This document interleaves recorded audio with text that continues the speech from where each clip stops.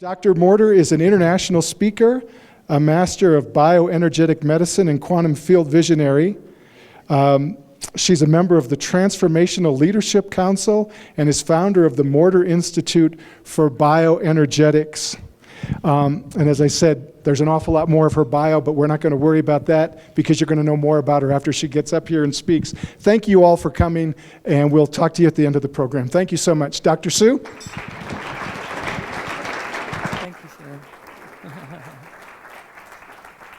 Hello, hello. Good evening. Is anybody here? Fabulous. Thank you for coming out in the weather. I guess you guys always have weather at this time of year. It's not really weather for you, right?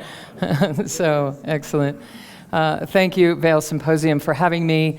Actually, this is the third time that I've been here over a period of maybe 5 years or so. How many of you have heard me speak here before? Anyone?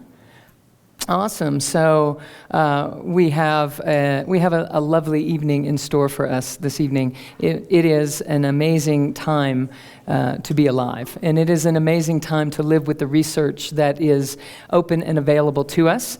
And I look forward to diving in on some of that with you, but making it super user-friendly, because if it's not fun, why do it, right? So I also want to thank Pam and Richard Bard for their amazing hosting that they are doing for us, and to thank Claire and her team for putting this together. It's a great joy to be here with a group of people that are so pristinely organized and just filled with curiosity about how we can learn to live the best life possible.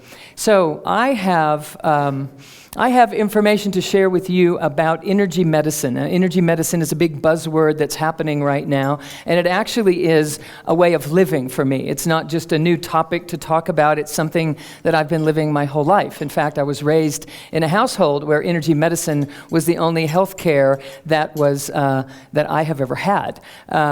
My father was a pioneer in what is now called energy medicine, and at the time, in the 60s and 70s, it was weird.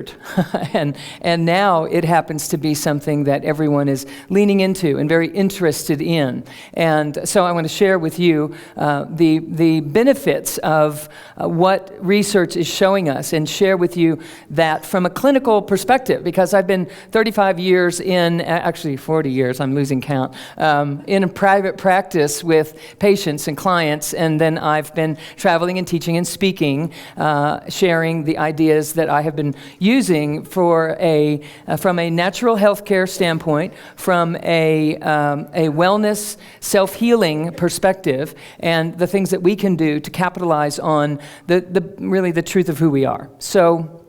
So let's dig in, okay? As I mentioned, I was raised in an environment where natural health care was the only health care that I've ever received. And those of you that have heard me speak, you may remember me telling you that I'm 87 years old. And so I want you to pay very close attention to everything that I say tonight.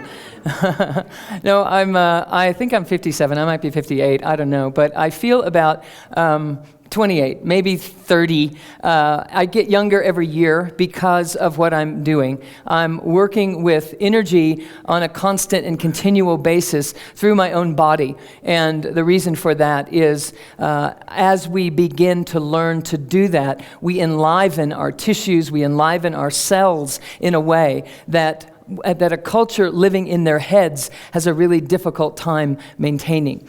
So I'll explain what I mean about all that. But first, I just want to say that everything is energy. Everything in the whole of creation and the manifest world is energy. It's energy in one form or another. So energy medicine is actually just allowing you to begin to draw upon the energies of the universe, the energies of your environment, the energies of nature, in order to heal, in order to live in a congruent state with your surroundings. Now, how many of you are relatively familiar with the term epigenetics?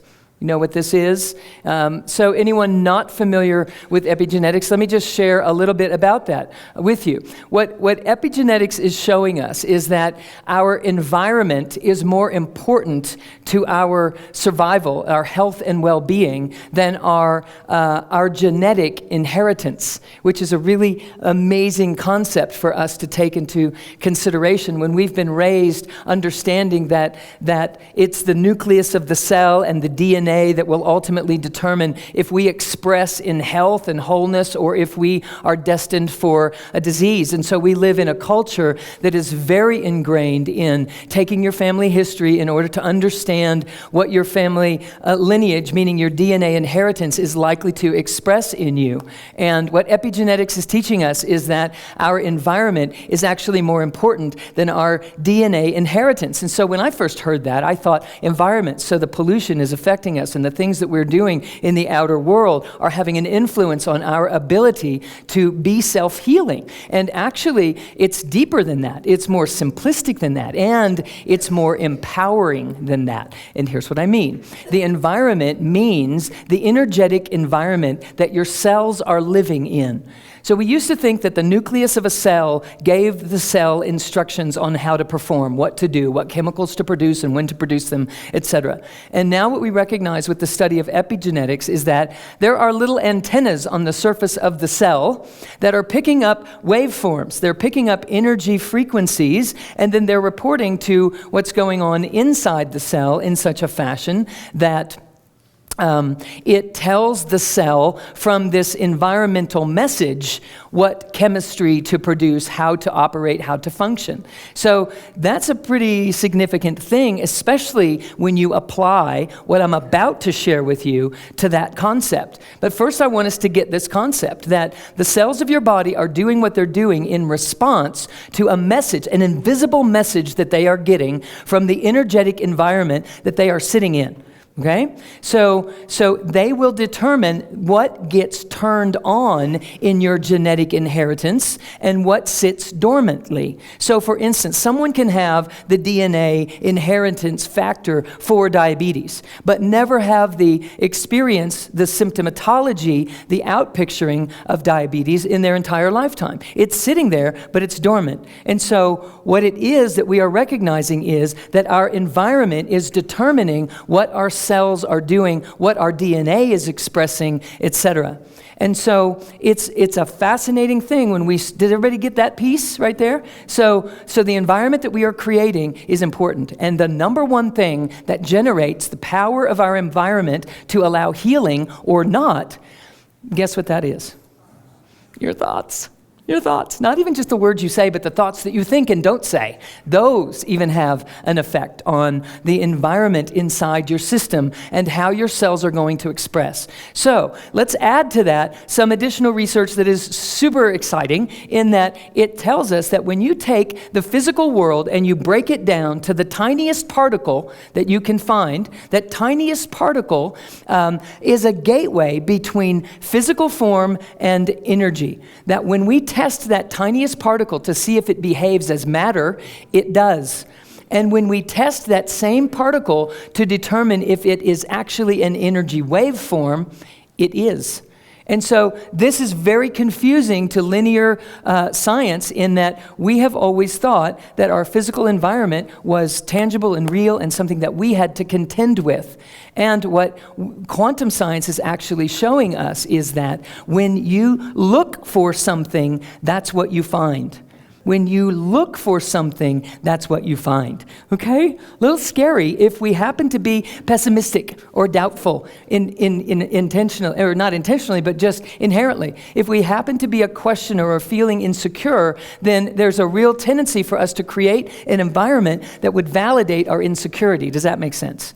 You follow that? So if we want to be healthy and whole and robust and strong, then we have to get a handle on the energetic environment that we are creating creating if we ever want our cells to cooperate with the idea of health and wholeness and wellness, etc. So what we also know, this is just fascinating, that not only does our mind have the power to impact our DNA, to change it, what lights up and what shuts down, etc., our DNA has an effect on our external environment. So if they create a vacuum, and don't worry, the whole evening isn't going to be about research and science, but I just want to share these kind of things with you because you are powerful beyond belief. In fact, you're more powerful than anything you could possibly believe, because every single belief that we carry is a limiting belief. Okay? You got this? Because we know that if we have negative beliefs, those would likely be limiting, right? If I believe that I'm not enough, or I believe that I'm not smart enough, or that it's too late, or I'm too old, or I'm too young, or whatever it might be, it's an obvious thing that would have a limitation on our life experience. However, if we believe anything else that is even less obviously limiting, we also have a tendency to limit our body's full expression, our soulful self, our essential self's full expression here in the world as we know it. So anything that you would have a tendency to need to defend, anything that you would have a tendency to need to defend about yourself, or about your life, or about your family, or whatever, all of that leaves you susceptible to having to step into a different state of consciousness when the moment comes to defend it. And that state of consciousness does not contribute to the environment where healing happens. So the whole idea is all beliefs are limiting to some degree. So the key is, well, what do we do if we're not supposed to be believing something? What am I supposed to do then? Just sit here, don't think that, don't think that, don't think that. So I want us to just get that beliefs are thoughts that we have thought so regularly that we begin to think that they're true. They just create a reality. They create this familiarity. And then we run on autopilot, and it allows itself to become a guiding factor in our lives. And so what my work is about is actually developing a way of being and a way of working in life and walking in life and exchanging in life that is underneath the layer of believing thoughts, believing statements, the level of story in our lives. Like, we know that if you change your story, you can change your life. If you change the history that you've been through in your mind and how you look at it, it can change your life. And what I'm saying is that there's something that is even more profound than that, which is if we could find, and we can, a way of responding and engaging in the world without having to defend our beliefs, we can remain more present to the positive power of healing that is available to us all the time. And so there's a way of working with that, and that is something that I look forward to sharing with you in our short time together this evening. There is much more about all of this that I would love to share with you than we have time to do. But I'm going to speak in rapid fire in here and put some things into the room so that we can grab an idea that we can take home that can change our disposition, who we experience ourselves being, and how we can exchange in the world in a fashion that allows our health, our wholeness, our vitality to remain replenishing and rejuvenating and constantly creating a possibility for us to be healthier and stronger and younger and more flexible and more vital today than we were yesterday, and tomorrow more so than today. Is that okay? Is that okay if we go into some stuff like that? Because that's all I was thinking about talking about tonight. So hopefully that's okay. All right. So it's super fun for me because these are things that I grew up with. And when I opened my practice 35 years ago, 40 years ago, gosh, I got to update my calendar. It's about 40 years ago. These were things that I didn't really get to talk about. So I would work with modalities that were helping people in this way, and they never knew what it was that we were doing exactly. I would do hands-on stuff with pressure points like acupressure, neurovascular pressure points that were redirecting nerve impulses in the brain and in the body to reestablish the communication system that the body is truly designed to be. And I could never really talk about it. And so now that quantum science is on the forefront and people are starting to become aware of this research, that the power of the mind, the power of our own embodiment of our true essential self has the ability to heal us and has the ability to change who we are being in the world without having to do a lot of externalization of our power anymore. So I always wanted to be able to share this, and there is currently such a demand for this conversation. I am constantly on the road teaching and sharing and teaching workshops and giving keynotes, etc. I've been asked to host a TV show with Gaia TV just here in Boulder on alternative health matters, and so we're going to start filming that in the next couple of months. And I have a new book that's coming out with Simon & Schuster in another month that I originally was going to publish. It was going to be published by the time I came here when we made this plan over a year ago. It was supposed to publish in November, and then the publisher didn't want me to publish it at that time because it was during election time, and they just thought it would kind of get lost in the shuffle, etc. And so they posted it for March 19th, and I was like, oh, that's after I'm here. So know that you can pre-order the book now, and it will be delivered to you on March 19th when it comes out. There's a tremendous amount of how-to information in there. It's not just a book about the principles or the ideas or the philosophies of energy medicine and how we can become empowered. It's truly designed to show you how to do it, and it is based on all the 40 years of practice in my clinical practice and the last 15 years or so of me traveling and working with large groups of people and teaching them and watching the things that people respond to. So everything that's in that book is based on what has worked. It's all experiential.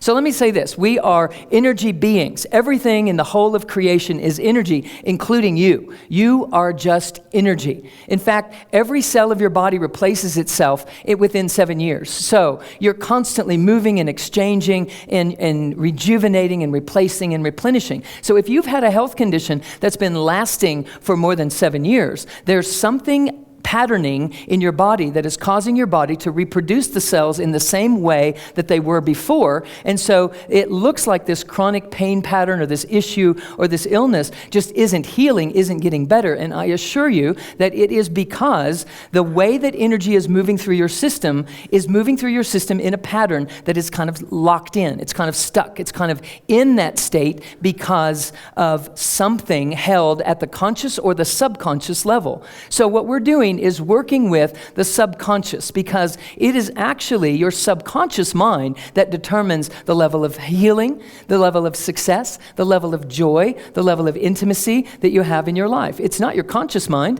If it was your conscious mind, we would all be healthy and rich and living on a deserted island somewhere, right? Just constantly living this ideal life, or whatever your dream would be. It would be happening. Your health, your vitality, your relationships, your circumstances would be exactly the way that you are thinking that they should be. So the only reason that your system isn't operating in such a fashion is because of information that is held and locked in the subconscious. And so what I'm interested in doing is teaching people how to work with the energy of their life in not just their conscious mind, but be able to tap the subconscious energy patterns that are moving your life in a repetitive kind of fashion, or are springing themselves forward in a new, fresh pattern of flow. So let me just explain a little bit about the flow of energy that I'm referring to. I say everything in the universe is energy, and including you, and your physical system is designed as an energy flow that flows like this. It's a vertical column of energy that pours down through your body. This is measurable, and hits the earth and reflects back up again, and it rises back up through the physical body and comes out the top of the head and cycles around the outside of the body, comes back in at the tip of the spine, and rises again and recycles and recycles and recycles. And it's constantly pouring in and rejuvenating and replenishing, and it's constantly coming to the earth, and it's constantly rising up again. And our ability to manage that energy is something that we could learn to do consciously and intentionally. And the whole idea is to do exactly that. Let's learn how to manage that energy, because if the energy is flowing, you are healing. And if the energy gets blocked, you are not. So if you have low back pain, energy is blocked above your low back, and it is backing up on its rise, and that backing up creates an excess of energy that generates pain in your body. And if that blockage is never relieved, then that pain is never relieved, and it becomes a chronic thing that we just learn to live with, or we get the idea that it's just, we've never been the same since that automobile accident, or since that skiing accident, or whatever the case may be. And it isn't true. We work with unblocking these things all the time, and it moves the energy again into a healing fashion, or into a flow that is robustly moving, and that's how healing happens in your body when it heals. So if you can imagine that this energy comes down through the body, hits the earth, rises back up, and there are areas of you that are not in the flow of that energy, the energy has to kind of move around the blockages in your physical body, and that creates a wobble in the rise of that energy. Does that make sense? That if it's supposed to come right up here, and the circuitry isn't in place to steward that energy right up through your body, what it's going to have to do is make its way compensating for whatever that is. That creates a wobble in this rising energy, and this is a toric field flow for those of you that might study energy or bioenergetics, the energy of the body in any way. It creates this toric field flow, and that torus is it's considered a sacred geometry. It's considered one of our basic foundational energetic patterns in our physical world. So when this wobble gets set in place, can you see how if the energy is rising straight up and it creates this flow, how that flow would be symmetrical and robust and perfect and strong. And if that energy rising has to compensate and go around things, it creates a distortion in this energy field. Does that make sense? Can you visualize that at all? That distortion affects us in a very big way, not only for our physical health and well-being, but also for the individual who is standing here under those circumstances. If that was me, I'm looking out through an energy field into the world, and the energy field itself is distorted. What that results in is me perceiving a distorted reality. And it looks like a reality like people don't care, it's not safe, I'm not enough. You follow? It's not a match to the perfection that is possible when we learn that we are nature, that we are supposed to be living in a natural environment that is completely supportive to our health and well-being. If we can't perceive it that way, it can never be true, because what I think affects my body, and what my body is then expressing is going to validate what I'm thinking. Does that make sense? It's a chain reaction that ironically is quite logical, even though we're talking about a quantum reality. And what I also know is that at some point we have to move beyond logic if we really want healing to happen. And this is a bit of a challenge for us. The more educated we are, the harder it is to ever imagine. However, we do pray and we do ask for miracles, and a prayer being answered and a miracle happening is not ever happening on the course of logic, right? Or we wouldn't call it an angelic delivery from the heavens, or we wouldn't call it a miracle. We would call it, yeah, I did that. You follow? So it would take on a little bit of a different aspect, a different characteristic in our lives. So I just want us to start to think about everything is energy, including me, and my job would be to allow the energy being that I am to operate as freely as it can if I really want my body to heal and be vital and be strong and robust in the world like it can be. And so what we want to begin to recognize is that there's a lot of research in this area of energetics. I know that I was is Sharon here? Are you here that I spoke with today?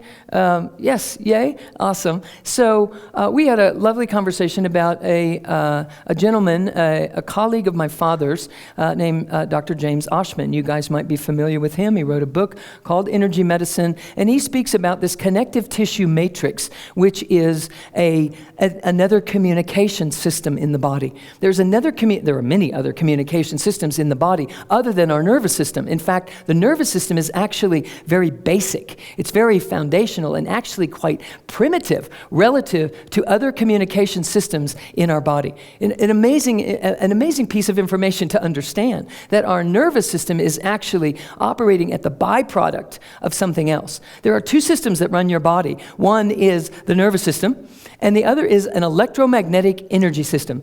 And the electromagnetic energy system built the nervous system. So the master system is the electromagnetic energy system. If we can start to operate in such a fashion that we're working with the energy flow through our body, then we're starting to master the master system. We're starting to utilize it in a way that it is intended to be utilized. And when we do, healing starts to happen beyond the realm of logic, beyond all kinds of circumstances that we would think are even possible. I have many, many patients that have been scheduled for surgeries that never had to have them. Many, many patients who have been in accidents that were 15 years prior, that have had chronic degenerative issues happening as a byproduct of that resolve them when they begin to learn that if we can get to the bottom line and work as energy beings, we can be true self-healers. So one of the things that I want us to recognize is that we have a tendency to live in our heads as our culture. The smarter we are, the more educated we are, the more empowered we feel, and the more strategic we can get about living a life that makes sense to us and that will turn out the way we want it to turn out. And there are other ways that we could also be living in addition to that would serve us even more. So here's what we know about energy, and here's what we know about physical matter, and they're both the same thing. Physical matter is just energy that is compressed into form.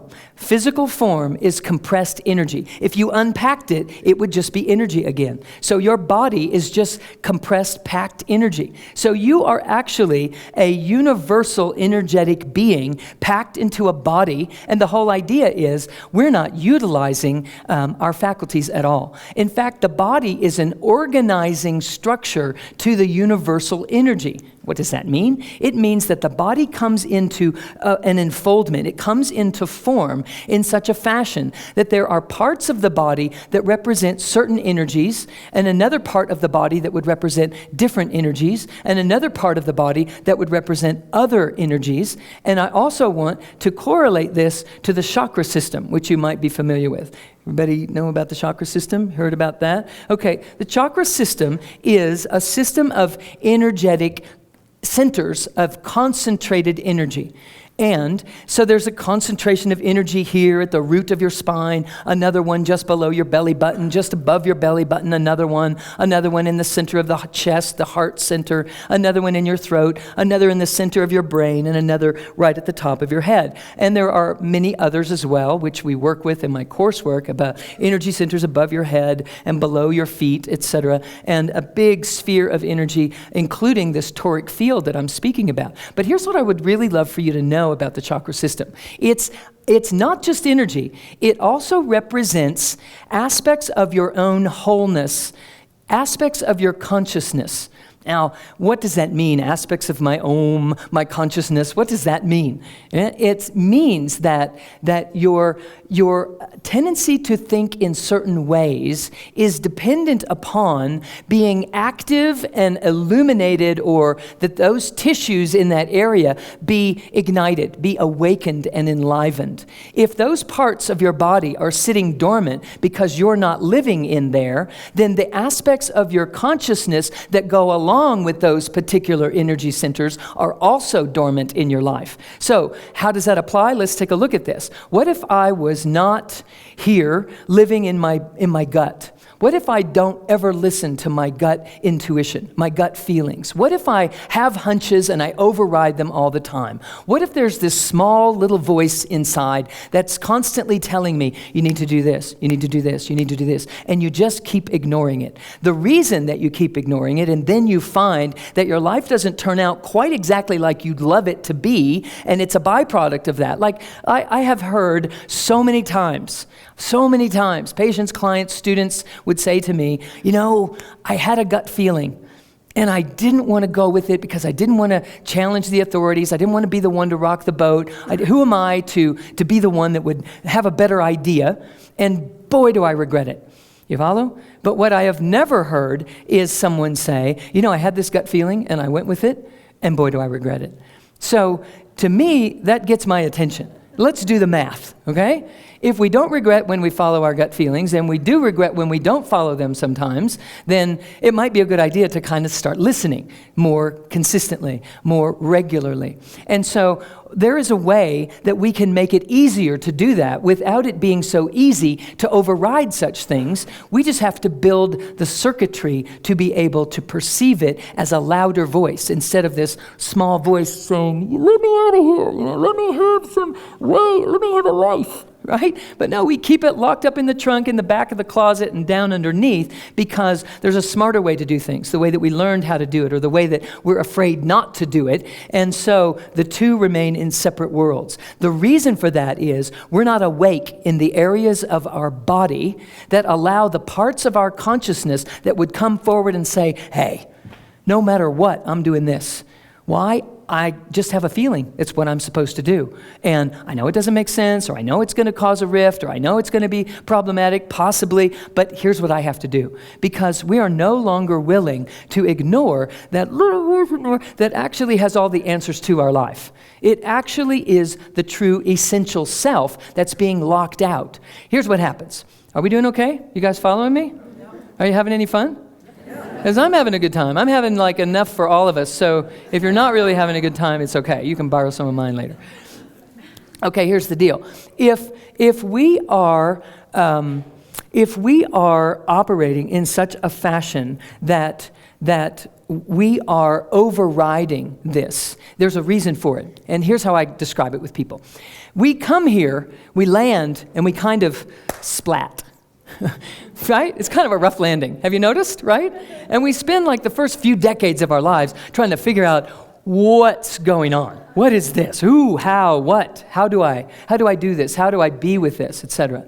And so what we want to be able to do is pull ourselves together sooner rather than later. We spend most of our lives pulling ourselves together through trial and error, getting disappointed, getting disillusioned, making a better decision next time, getting it together. Do you ever find yourself saying, give me a second, I just need to get myself together, and then I'll be ready to deal with this situation, make this decision, sign this contract, whatever the case may be. You ever have any of that happening? So the reason that that's happening is when we splat, here's what happens. Our mind goes one way, our body goes another way, our breath goes another way, and the whole true essential self, the spirit being that came here in the first place, is just kind of hanging out, waiting to see if it's ever going to be safe to actually come on in.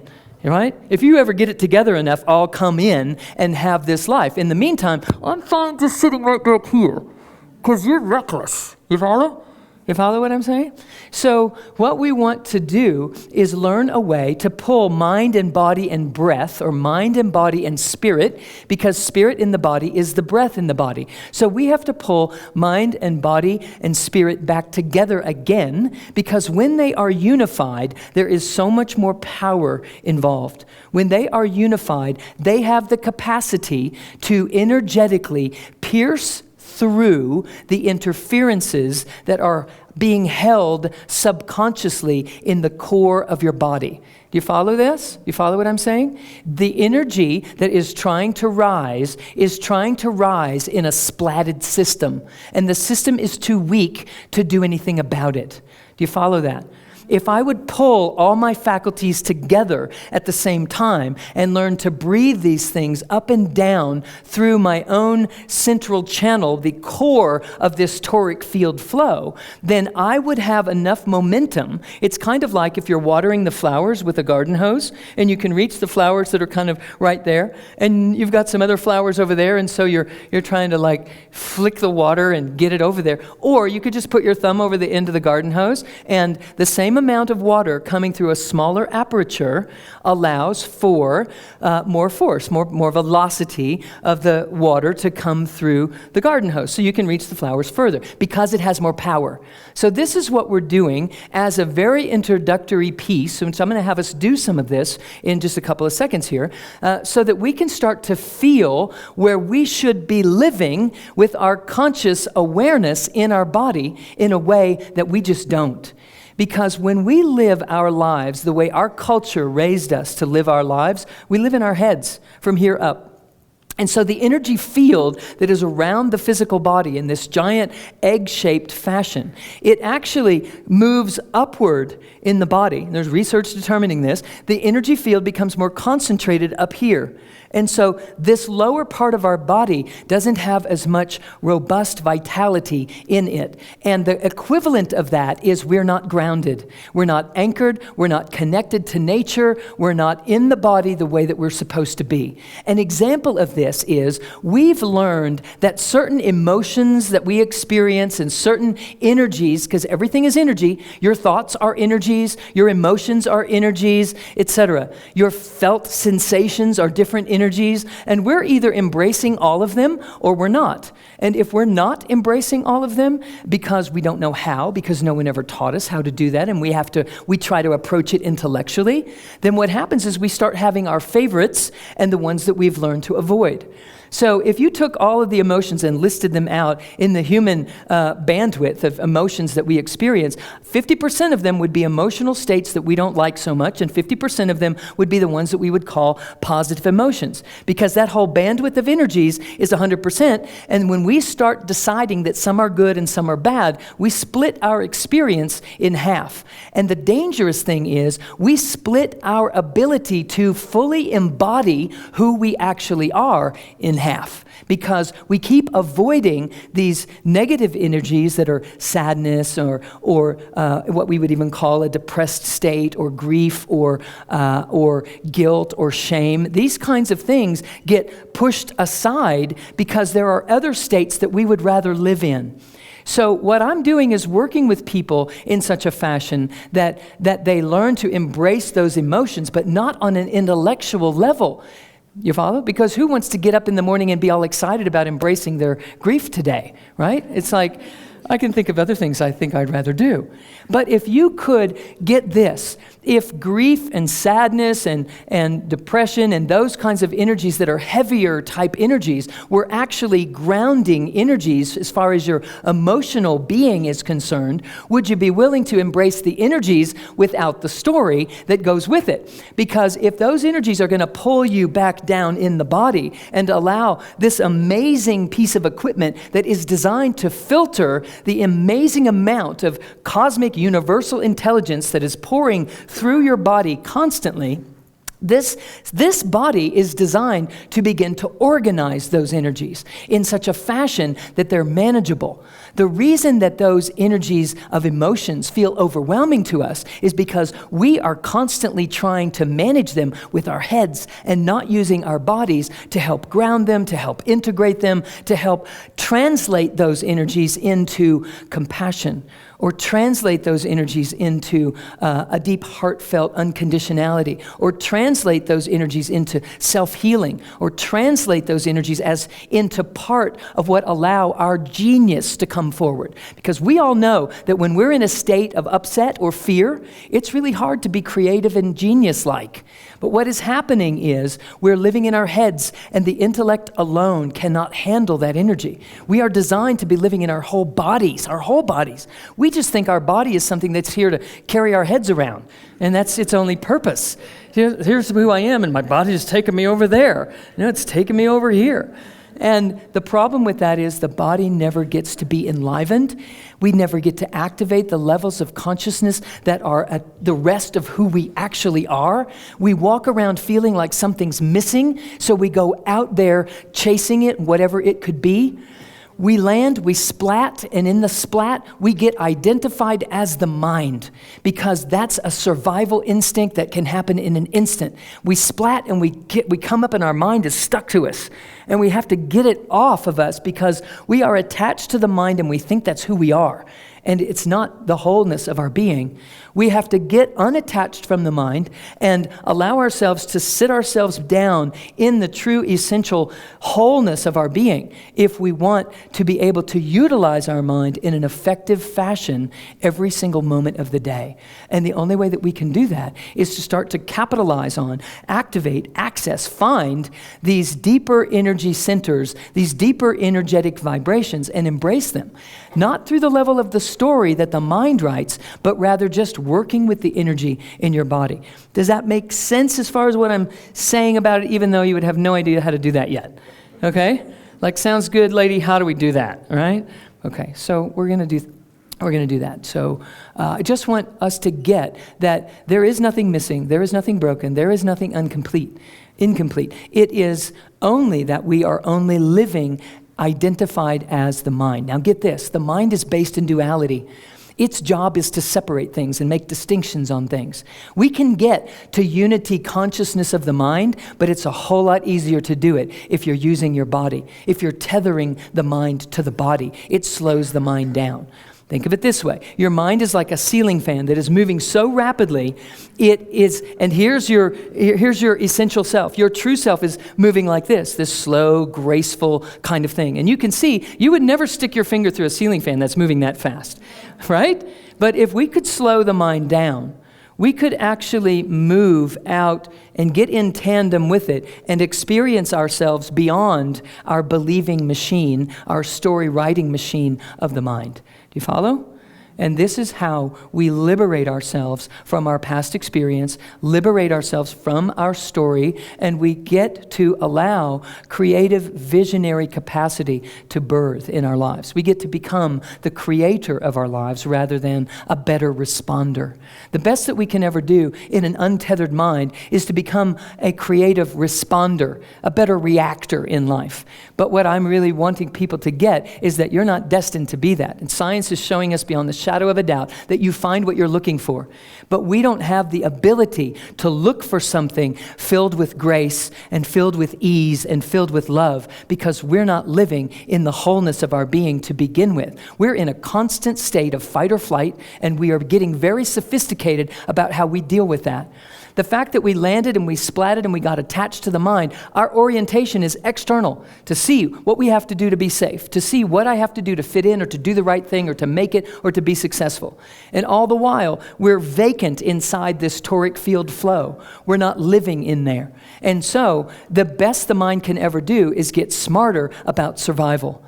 And in the long run, that does never equate to healing. It does not create the energetic environment that those little antennas on the surface of your cell will ever interpret as, time to relax, safe to exhale, all is well. It just won't translate that way. So what science is showing us, and certainly what the beauty of my life, from the beginning, of being involved in this kind of conversation, and then knowing the theoretical components of the conversation because I grew up with them, but not having had the experience of it myself consciously and intentionally because I didn't know how to do that, I was drawn to meditation. So I went to meditation, and the moment I began meditating, I had transcendent experiences, multidimensional experiences that when I became friends with Eben Alexander, who comes here at the Vail Symposium, and Pam set us up to go skiing together, and we began to talk. The experiences that he wrote about in his book are experiences that I had in meditation. When I became friends with Dr. Jill Bolte Taylor, who wrote the foreword to my book, do you know who that is? She wrote My Stroke of Insight. She was a Harvard researcher and brain researcher and had a stroke and knew she was having a stroke, and in the midst of all that became completely unified with the rest of the world because the part of her brain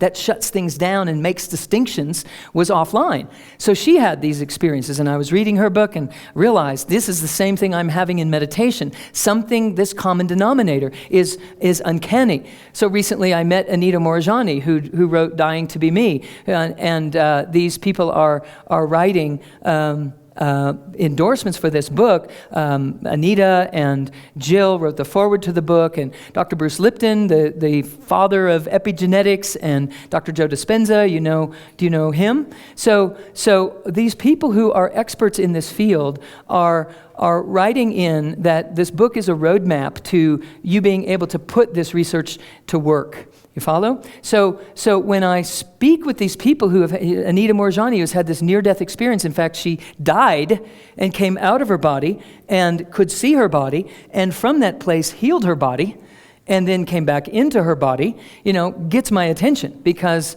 that is pretty profound, would you say? And so we don't do that every day. So if it can ever be done, it can always be done. And what I was recognizing as I was having these meditative experiences, transcendent experiences that were turning me on to these same realms that these individuals that were having these out-of-body and near-death experiences were having, I knew we were onto something. And being raised in this environment and being interested in the research of quantum science all these years, it started to come together to me that what we have to do is wake up to the essence, to the essential being, to the one who leaves the body and has all these amazing experiences. It's here now, but we're not accessing it because we're so busy living in our heads and surviving. We're not even aware that we could be tapping into that power that also translates as your gut feeling, by the way, that we could be tapping into that power all the time. And we should be. In fact, we're supposed to be identified as that power, not identified as the mind that has a spirit. Do you get that? We're supposed to be the spirit that has a mind. And this is a huge quantum flip for people.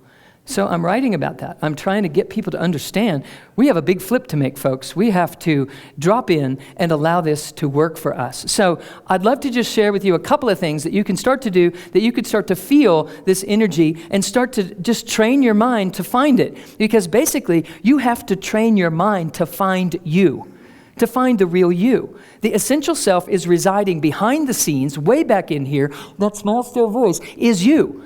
And yet you've been identified as the false self, the protective self. I call it the protective personality. It's the false self or the ego, but I don't like to call it the ego because people don't like to have an ego. So I call it the protective personality, and we can get some real good work done that way. And by the way, only the ego would not want to have an ego. Note to self, okay? You got it? So, but if we can call it, hey, it's my protective personality. I had to do these things. What else was I going to do? I was terrified, or had these circumstances in my history that caused me to have to do this, to operate in this way. So yes, embrace it. Absolutely. Be loving, be kind, be compassionate. It's not so easy to be loving and kind and compassionate when you're in a state of fight or flight. You got that? It's a lot easier to be compassionate and loving and kind when you're not afraid. And so we have to drop down underneath this trap door into the subconscious, into the raw energy that we're not aware of. We're just letting it run our lives, and we could master it. In fact, we're intended to master it. In fact, the masters of the East, who I've also had the great opportunity to study with over the years since these transcendent experiences, that's all they're interested in. That's how healing happens. It's not about trying to heal yourself. It's about awakening to your true self and revealing that one, and healing happens as a byproduct of that. Because when your mind and body and breath start working together again, and you are identified as that, you start to rise up through this toric field flow without a wobble, which means the distortion goes away, which means the environment that your cells are swimming in get the message that actually all is well for the first time. Track that? It's a major thought process. The book's coming out in March, and it's all written down, so you didn't get those notes, okay? The book's called The Energy Codes, the same as our talk this evening, so you'll be able to find it easily. In fact, I think we left a note on your chair of how to access it if you want. So, you got this? You tracking, kind of? Little bit? Little bit? So here's what we have to do. We have to flow as this central channel. We have to come inside that toric field. It's like a big donut, and we've been living on the outer edge of the donut. And we have to come into the donut hole, okay? There's my most sophisticated way of describing what we're doing, all right? So if you stacked a bunch of donuts up, there's a tube in the middle, and that tube runs up the center of your body. And it's about as big around as this, and there's a central point in it that's a very fine thread that runs down through the center of that, and lots more to be involved in descriptions, and if you really wanted to dive into this work. The book is filled with ideas that you can do. It is very much a how-to book. I mentioned that before because I don't want to just say this and then leave you hanging, right? It's like, okay, now what do I do, right? So it's easy. So it's so easy the mind would never think of it, yeah? So the mind likes complexity. Okay, so imagine that there's something right above the top of your head, and you're going to take a breath in as if your soft spot was still open. And you're going to breathe all the way to the center of your chest, like your heart space. And then you're going to exhale right down into the earth. And then you're going to take an inhale from in the earth all the way back up to your heart space, in your belly. You're going to belly breathe, not in your upper chest, belly breathe. And then you're going to exhale right out the top of your head. So you have to imagine this, because when you imagine it, you create photon density, this tiniest particle of light that is as close to mass as we can get. Photons have an effect on electrons, and that's the gateway, right where energy becomes physicality. So you have the ability to create more mass, more density, photon density in the central core channel of your being. And when you do, you start to activate all these chakras, you start to enliven yourself and start to bring yourself online more, okay? So now there are some things. So you understand this breath? It's called a central channel breath. We're going to breathe from above our head. Just make it up. It's going to feel weird at first. It's like, I don't do that. You breathe in your nose. What are you talking about breathing through the top of my head, right? So just make it up. You have to use your imagination, because that is definitely a gateway into your wholeness, okay? Take a deep breath into your belly. Let's go all the way to the belly. Big belly breath. Don't breathe in your upper lobes of your lungs. That elicits a fight or flight response. When you breathe in your lower belly, it activates the parasympathetic nervous system, which calms you down. Belly breathing all the time, folks, okay? So now then exhale that into the earth. And then take a breath, just make this up through the tip of your spine, up into your belly, all the way up into this heart-centered area. And then exhale right up through your throat and through the center of the brain and out the top of your head. A central channel breath. In Eastern culture, we'd call that the Sushumna. But, energy medicine is going to tell you that this is activating photon density and eliminating the tendency to operate in fight or flight, okay, in freak out mode, all right? So now we're going to add some things to anchor you in your body.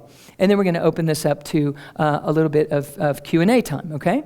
So before we anchor you in your body, let me do this. In this moment, I want you to just take all your energy and throw it onto me or onto something in the room off of you, like you would do if somebody who really gets your goat comes into the room. Somebody that trips your trigger and you get disempowered in that situation, bah, you splat, okay? So splat right now. Just splat. Just give it away. Give your power away. Now, notice how it feels in your body. It doesn't feel so great. It feels, kind of imploding. And now, just call it all back. Just call it all back home. Just bring it in here. It's not like taking it away. It's just like an accordion. You're just you're just pulling it right back in, all right? Just pull it back in and notice how you feel in your body. There is a distinct difference, and I'm going to invite you to practice that over the next week. Just play around with it and see if there's anything to this. I assure you, people have started to change their lives in amazing ways by doing these simple, very beginning practices that I'm talking about. Simple as it seems. So, you got that? So throw it off of you again, onto me or the front of the room or the side of the room. Just splat. Disperse your power. That's you putting your power on an object. Now, call it back home onto subject, you, onto the subject.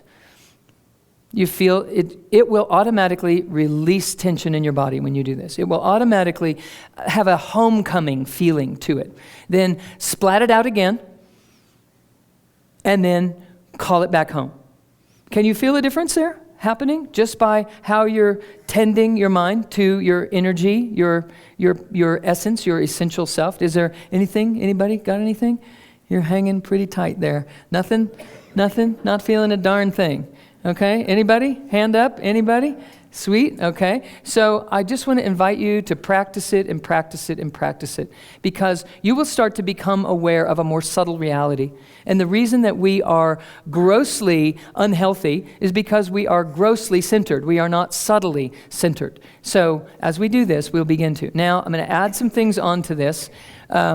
I want you to, in the muscles of the pelvic bowl, squeeze these muscles. Like if you were going to the bathroom and you had to stop the stream. It's okay, I'm a doctor, I can talk about this stuff, okay? If you were going to the bathroom, you had to stop the stream very abruptly. Squeeze the muscles that you would have to do that. Now, ladies, that's kind of like a Kegel exercise. Gentlemen, you're learning what a Kegel exercise is all about, okay? So it's squeezing the muscles in the base of the pelvic bowl, then kind of lift them up toward your heart. Just make it up. And you're going to say, like, got nothing. The reason we can't do that and have no dexterity there is because we don't ever do that, because we're not living in there. It's because we live in our heads. You should be able to do that. And we've been raised in a culture that is clueless to even the value of doing such a thing. What that does is it starts to anchor your energy back in your body instead of it just being concentrated up here in this upper aspect of who you are. Okay? So the next thing I want you to do is squeeze your heart. Just start to hug your heart from the inside. As if you were doing a bench press or doing some push-ups, you'd have to contract your pectoralis muscles and your shoulder blades would have to come together and drop down and stabilize that. The deltoids would get all involved, etc. So just go inside from there and just hug your heart from the inside. Now, this all might seem a little too much for you, but you watch. You'll be driving down the road, and if you do this root lock energy that we just did at the muscles of the pelvic bowl and hug your heart, you will not be able to get the same good upset that you have going that you had just a second ago. So beware, okay? It's going to pull you right out of your story, and you're going to be more present than you know what to do with, okay? So just beware. You're going to be less stressed out, all right? Another thing that you can do is to start to, like a Darth Vader breath. It's Ujjayi breathing. How many yogis do we have in the room? Anybody that gets on the yoga mat? Oh my God, I'd love to see that. Asked that question 20 years ago, and you get scowled at, okay? So I have a whole version of yoga that I am bringing back into the practice of yoga that has been lost for thousands of years because we're doing yoga from outside, from the splat. So we go to yoga and it feels better, but it could feel even better, even faster, and enhance our yoga practice tremendously. So there are ways to go about doing that, all right? So now, constrict your throat like this Ujjayi breathing or this Darth Vader breath for those of you that have seen Star Wars. So almost like a snore. Maybe some of you will be familiar with that. And maybe some of you are elbowing. Yeah, you should be able to get that one. You snore all night. Okay, that kind of deal. So let's just do that. Take a breath in where you can hear your breath. Got that? Now, the reason that's a valuable practice is it brings your attention right into your throat. Now, interestingly enough, the chakra, the level of consciousness that's associated with your neck and your throat has to do with your ability to manifest, your ability to have happen in your life. It's a very real thing. It's tested, and it is a reproducible thing that when we begin to activate here more, we start speaking into the things that we need to say. We start taking action without hesitation, and things start changing in our lives. So you have to get your consciousness in there because it's your consciousness that turns this stuff on.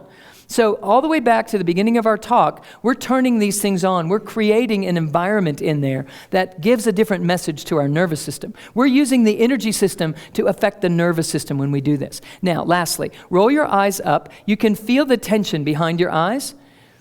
Now, find that place, then you can make your eyes level again, so you don't have to keep doing that, but memorize that place. So when you breathe from above your head down through this central channel, you're going to feel the sensation right there where that tension is behind your eyes. We have to start to enliven the center of the brain as well. High brain centers that operate above the primitive brain, that allow you to operate in a creative sense instead of a survivor sense, begin to be activated when you do this. So this behind your eyes, this throat, the center of the chest, and this root lock, this Mula Bandha is what it's called, this Kegel exercise and this new adventure for everybody to find something down there that's awake, okay? All right? So what's going to happen is you feel these areas as you're breathing through this central channel, and you will start to enliven these aspects of your consciousness that in turn shift your environment, that in turn tell the cells what to do, that in turn create a different chemistry, that in turn report up to the pituitary and the hypothalamus saying, you know what? We're not under attack, even though we thought we were for the last 40 years, okay? It happens. I'm watching people heal left and right in a fashion that we would have never believed was possible. So you're going to hold these 4 anchor points and breathe up and down the central channel and try to feel it every smidgen of the way. If not in this moment, later, tonight when you're falling asleep, tomorrow morning before your feet hit the floor, try it again and make it a practice just to do that alone, and it will make a difference in how you are feeling a sense of self, how you're operating in the world, and your cells will thank you dearly. Okay? Make sense enough to start to work with something along those lines? All right. So I'm watching the clock and realizing we have to do some Q&A. We have to see if there's anything that you would like me to speak into directly that would be more specifically relevant to your world. And then afterward, if we have some time and you guys want to, we can do a bit of a meditation that kind of anchors all this, if that works. We'll do what's best regarding what you guys need. So, anyone have a question? Anything I can answer or speak into? Yes. So we have the mic right here. Oops, right there. And I guess you tell me who's going next. Yeah.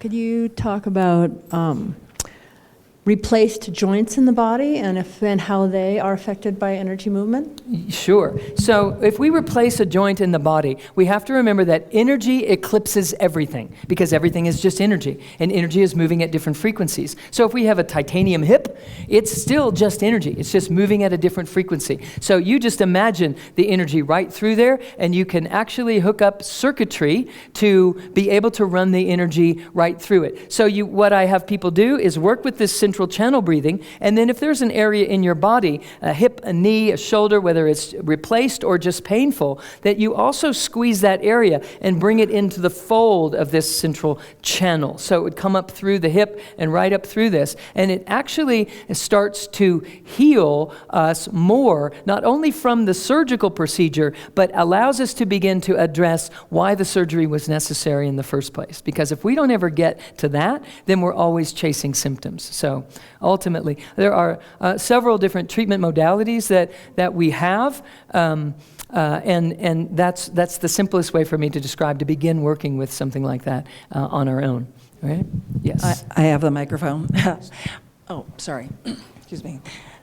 Loved your presentation. Just wondering, in your understanding of these systems, where does the spark of the divine exist? How do you use that? What does that mean to you? Yes, what we are tapping is exactly that.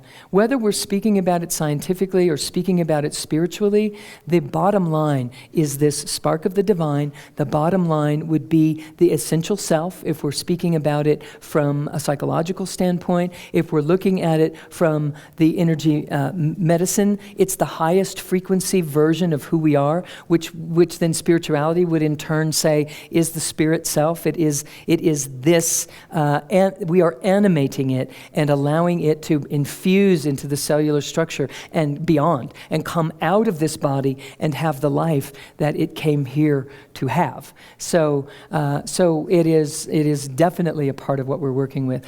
We might also call it in philosophy the evolutionary impulse. It is this constant drive to arise and awaken, to rise and awaken. So it's this spiritual spark. It is the spark of God. It is the universal spark. It's universal intelligence. It's actually, science and spirituality, in my opinion, shouldn't have been separated so much. That they're actually, quantum science is the bridge. It's bringing them back together because, it's allowing us to recognize that actually what spirituality has been saying for thousands of years, science is now having to accept it as a viable truth, of a real reality. And so quantum science is bridging them, netting them back together again, which is where I feel the only thing that we can ever do to be truly empowered is to find the ways for the brain to accept that these are two disciplines that should actually just be representing wholeness of ourselves in the world. So it's helpful there? Yeah. This is more of a technical question, Yes. but you mentioned before your feet hit the floor in the morning and before you go to bed at night to do what we had just done.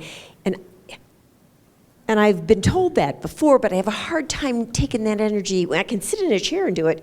Once I lie down, does it take a right angle? Right. That's my come question. Up from the earth and come here.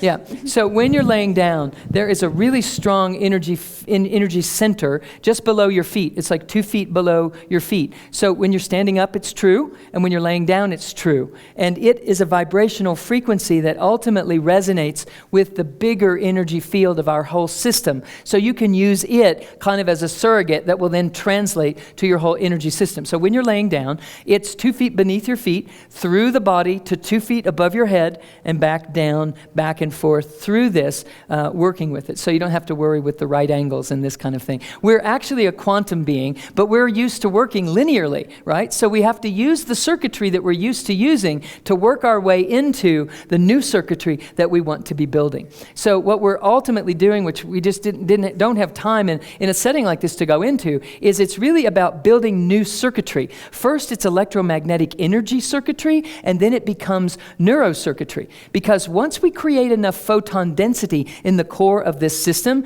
your sensory nervous system can finally feel something, sense it, pick up on it, and start to utilize it. And it creates a new sense of self. But if it's vacant in there, the sensory nervous system can't pick up on anything, so it's constantly looking outside of us for something to hold on to. So we write stories, we have attachments, we have beliefs that we hold on to that are keeping us from dropping in to our true essential core and waking up to our true healer within. You know, when people are in crisis and they drop in, they often grab themselves in their heart and their core, their gut, and it's because the energy is trying to ground. It's trying to come in and do this in these moments where the mind, the thinking mind, just can't handle what's going on. So as we do this, an entire new world in a way of processing crisis or stress or strain or projects and creativity, ingenuity, it takes on a whole different come from as we build the circuitry to access the soulful self, the essential self, this true spark of the divine that we are. Yeah. Okay, helpful?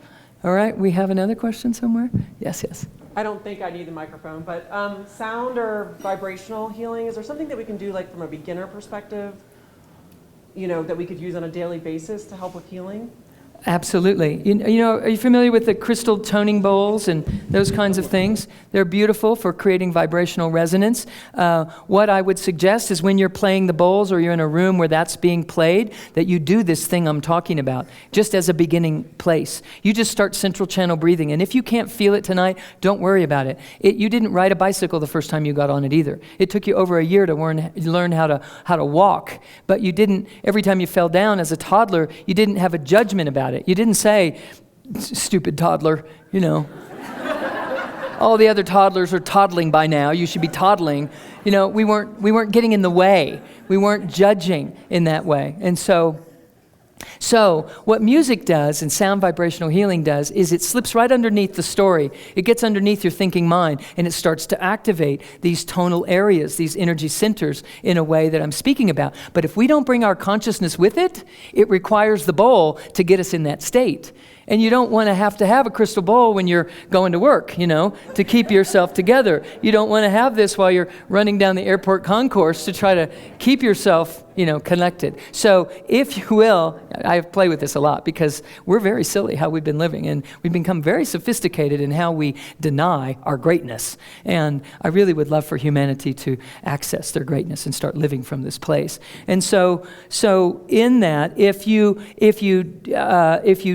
do these 4 anchor points and start breathing in the central channel, when you're playing that bowl or when you're playing something that's playing the bowl, you know, a recording of it, it will start to impact you and develop your ability to sense and feel this tremendously. I'm working with a beautiful opera singer who came into this work and transformed her life, and she's all about trying to support this. And so her sound and tonal capacity with music has been profound, and so she's also representing these crystal bowls and holding workshops and teaching people in collaboration with the Energy Codes coursework so that we can do exactly what you're speaking about. So it's a beautiful thing, and I would invite ancient Egypt used healing chambers that were based on sound vibration and tone. I mean, it's a very real thing that Egyptian history speaks of highly intellectually and references it as a very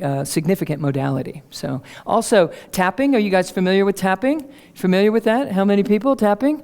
Awesome. So I'm in conversation with some of the research guys that are putting the pieces together, you know, that led to emotional freedom technique and that which became known as tapping, etc. And if you'll use these 4 anchor points while you're also doing that, it pulls you into the core of the body where these symptoms are coming from.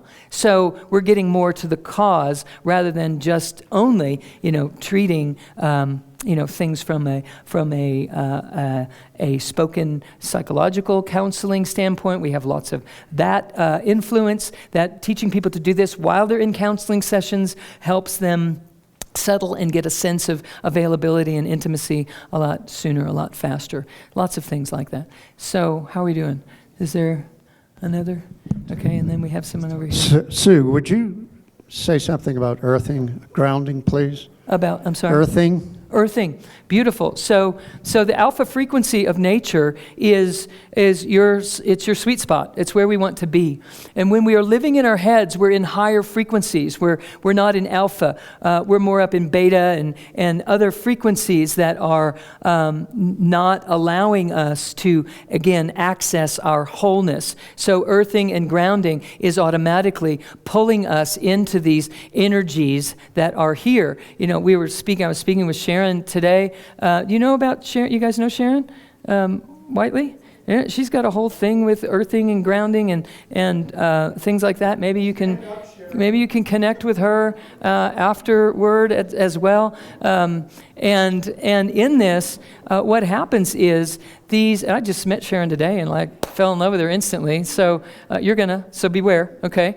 And in that, what we're speaking about is that when the mind is untethered, it's operating in frequencies that are not what the earth could do for you. When we invented all these shoes that are the rubber running shoe and all this disconnection from the earth's frequencies, we are constantly separating ourselves. And then we run around or walk around wondering why we feel like a separate individual instead of one who is part of unity consciousness. The truth of you is that you're not an individual separate self. And that's a deeper conversation that we need to get into tonight, but I love to go there. If you ever find yourself in one of my workshops, you're gonna go there into having a logical understanding of how this works. So earthing and grounding allows us to come out of this separate selfness and into closer to unity consciousness. And the benefit to us personally there is that we start to have a loving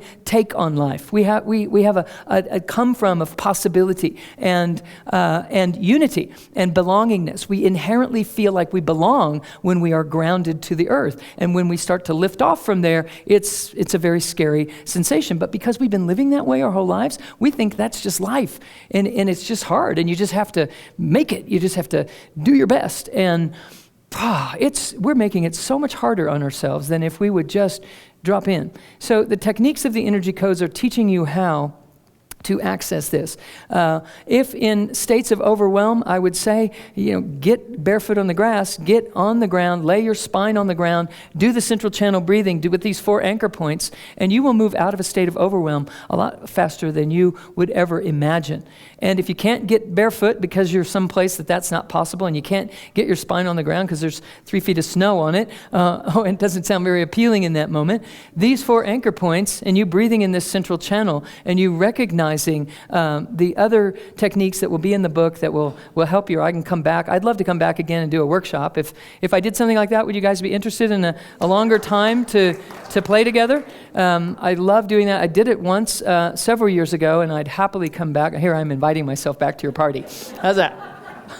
Just because I'm having a good time doesn't mean you want me to come back. But if you do, I'm happy to have that happen and refine some skills like this. So earthing, grounding this is about grounding and embodying us in the body. Your body is the earth version of you. Your body is the earth version of you. When you come into the body instead of living in so the individual who's living in their head, they have to go and ground and earth more than they would have to if they would get anchored in the body and do the grounding, earthing techniques at the same time. It will have a much more sustainable effect because you get up off the earth and you get moving in, or there are other techniques as well of digging yourself into the earth as an energetic attempt to ground. And if you will do these practices along with it, when you get up and walk away, you're still there. You're still in that grounded state for always. I mean, it's my intention to have everybody living in their body instead of just living in their heads, because I see the results, I see the outcome. Everything from emotional imbalances, from psychological imbalances, people that have diagnoses, borderline personalities. We have all kinds of people coming out from agoraphobia, from all kinds of circumstances, mental, emotional, physical. Every issue that happens in our lives is a byproduct of energy not flowing through our systems the way that it's supposed to. So it's about learning how to get it flowing the way it's supposed to, and not staying in our heads, getting good at it. When you breathe through this central channel, I would strongly encourage you to come in an elevator and go down the elevator shaft and experience yourself in here, and in here, and in here, and in here. Be in here, not up here thinking about down there. So don't visualize it, feel it. If you want to embody, and that's what this work is about, you have to feel what I'm talking about, not see it. Because if you see it, you're separate from it. You have to feel it. Now you're connecting in. And, something that we could spend more time on, but I know there are some more questions. Is that helpful there? The grounding piece? Hi. And then we have someone over here as well who's been diligently shooting her This hand may up. be a totally moot point after your conversation or after this answer, but Yeah. what do you think of people who shock things and kill watches and things like that? Oh, like, sure. Maybe it's just you need so to ground. I had this big illumination in meditation. I lit up at the Atman, or the higher self, or how you might think of that. If you've ever studied anything with meditation, it happened before I knew anything about some goal with meditating. It just happened the moment I started seriously meditating. And so right after that, my energy field was so potent that I was burning out the motherboards of our computers in our office every time I held a meditation class. People were, the staff was like, it's getting expensive. Can you go somewhere else to do this? And it was because I wasn't in my body yet. I hadn't learned how to infuse that energy here and have it be my vital self. And you follow? So when this is happening with people, they're tapping into the high frequency energies, but they're not grounding them like they could. And so as they learn to ground it will serve them better, and it'll save them a lot of money on new watches and computers and things like that. It's very economical. Helpful there? Okay.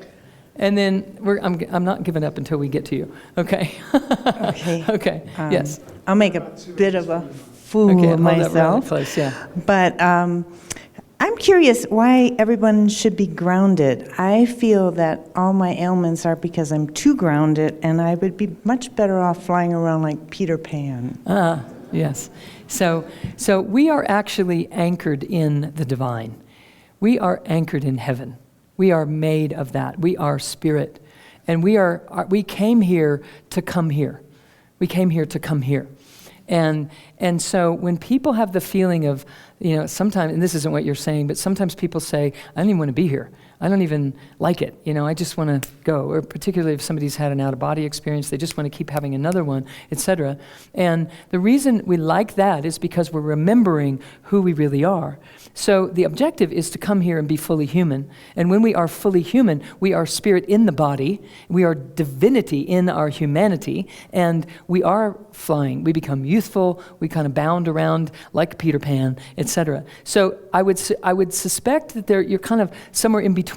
You're kind of half in and half out. And that's the typical case, that most of us are in a state like that, and we're experiencing it one way or another. And the idea is, if we can just drop on in, we can have the whole tamale. We can have the whole thing, and the whole thing enlivens. You are made of very buoyant, high-frequency, effervescent, light energy. That's what you actually are, and you've folded in to this body. And so when we are identified as the mind, we are identified with only a portion of the whole bandwidth of energies that we are. So I'm inviting people to I don't ever say that word, to meld together mind, body, and breath together, because it allows the enlivened, effervescent, high-frequency energy that you are to wake up. And when we wake up, we infuse our wakefulness into the more dense tissues of our body, and that's how the environment changes and our cells start to heal, and we start to have a different sense of self. We just have a different version of who we are and a different version of what life can be. So most people are seeking spirituality, and the key is you're made of that. That's why we never feel like we find all of it, because you are what you're looking for. You follow? It's behind the eyes. It's the one who's looking, actually. So in a longer conversation, I explain that to a greater degree. I hope not to be confusing anyone, but rather just to establish the truth of who we are as spirit. And we came here to come here. We came to the third dimension to actually take action on the cutting edge, on the frontier of consciousness. And we are here churning up the illusion and the distortion and the darkness, and we're churning it into something that is loving and graceful and unifying and present as a vibrational match to who we are. If we learn how to do that in such a way that the story doesn't get us, that the story doesn't distract us and splat us again. Helpful there? Yeah, here. Mine should be quick. If I don't want to wait, and you guys don't want to wait until March 19th to practice the central channel and the anchor points exercises, is there a specific order that it must be done in? And is it from the ground up? Is it from the head down? Yes. So you can begin today practicing that. It's completely safe. If you anchor in the 4 anchor points, the central channel breathing will make a bigger difference faster. And so you will have the ability to reap the benefits between now and March 19th, and then you'll pick up on the rest of what's coming from the book. You know, there's a lot more coming. So no problem with it. It's an integrative exercise, so you don't have to worry about activating some energy that's going to spin you out or be too much, etc. It will never happen. All of the practices that I teach are me retro-engineering what it took for me to get in my body from that highly awakened state that I accessed through meditation. So it's all about integration. It's all about coming home to the self, the true essential self. So if you are also free next weekend, I happen to be teaching a level 1 in Denver. So I don't know if Denver's too far away for you guys, but way too far. So that's a possibility as well. You can certainly go to our website and register for that. There's space in our event room. We're at the Denver. Are we at the Denver Sheraton? Denver Sheraton West.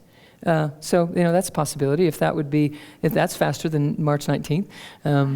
I'm also tomorrow, if you're not busy, I'm going to Pam and Richard Bard's beautiful place, Evergreen, Greystone, and teaching a healing retreat for 4 days. So if you're really like, I got to go do that, talk to Lisa. Dr. Lisa is sitting over here and is certainly available to help you out with that if that would be of service to you in some way. Kind of short notice, but hey, you never know. Yeah. I think I kind of have 2 questions, but one real simple is when you talk about the breathing, and I heard a little piece about Eastern medicine, do you also visualize or use colors? We are taught to visualize by using colors and shapes and things like that. The reason we're taught and training ourselves to focus in that way is because it's getting us in the neighborhood of where these frequencies are truly residing. But the actual embodiment of it is not by doing, it's by allowing. So we practice on those things and we come right up to the edge, and then we stop and we sit and just breathe simply, and boom, we will sooner drop into a state of true essential embodiment, which is what we came to do. So all the doing is to get us up to the non-doing where we drop in. So, my last is, what do you do during your day? Do you have certain times, or is it based upon what's happening? Okay, so as a way to practice this, the practices that I'm teaching are designed to be practiced while you're living your life. It's not something that you have to take an extra hour and do all these different breathworks. I have breathworks for every area of the body as it works. There are circuit building techniques like crazy in the work that teach you how to do that, to get right up to setting yourself up for success in this. But you're going to be breathing. Like somebody said, I'm really busy at work. I don't have time to breathe. I was like, wow, you are really, really busy. I thought I was busy. If you don't breathe all day long. So here's the deal. You're going to take a breath relatively often, right? Just make it a central channel breath. Make it a belly breath. Make it an effective breath that's going to start to change your come from. So make it your go-to until it becomes your come from, and do it all day long. I do it when I'm going down an airport concourse, or that's about all I do right now, but all the time. I'm doing it right now. I'm secretly, stealthily central channel breathing while we're talking, because it makes me be present. It makes me not get in my head about things and be available to what's needed. Helpful? No? Awesome. Okay. So you have to. We need to call it. We could take a lot more questions. We always run out of time. Thank you so much, Awesome. Dr. Morter. My pleasure. My pleasure. Thank you, sir. Good luck. I'm going to ask Dr. Morter, when we finish up here, she'll go out to the table out by the coat check out there. So if you'd like to talk with her, do that. But I'm going to ask you not to come up here. Please allow her to go there. Okay.